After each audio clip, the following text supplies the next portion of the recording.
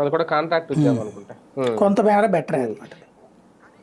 కానీ ఈ ఘటనతో అంటే దీని మీద ఏదో సమీక్ష నిర్వహించబోతున్నారు అనేది, ఈ వైకుంఠ ద్వార దర్శనం ఈ 10 రోజుల పాటు అనేది ఏమన్నా మార్చే అవకాశం ఏమన్నా ఉంటుందా సార్? దానికి సంబంధించి నిర్ణయం అది చేస్తే అంటే నేనేమంటానంటే, మనం ఏదైనా సరే నిర్ణయం తీసుకునేటప్పుడు ఒక కీలకమైనటువంటి వ్యవహారం చూసుకోవాలి, అభిప్రాయం చూసుకోవాలి.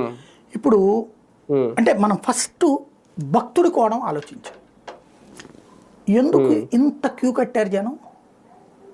10 రోజుల పాటు దర్శనం ఉన్నా సరే ఇంత ఎగబడ్డారు జనం. ఇప్పుడు దాకా 8 లక్షల మందికి ఛాన్స్ వచ్చింది గతంలో. ఈ 10 రోజులు 8 లక్షల మంది దర్శనం చేసుకున్నారు. TTD highest capacity 80,000. ఏది గట్టిగా దర్శనం జరిగితే మంచిగా అద్భుతంగా జరిగితే కనుక 60,000 అట్లాగా, ఇంకా అద్భుతంగా జరిగితే 45,000-50,000 అంటే ప్రశాంతంగా దర్శనం చేసుకుంటే.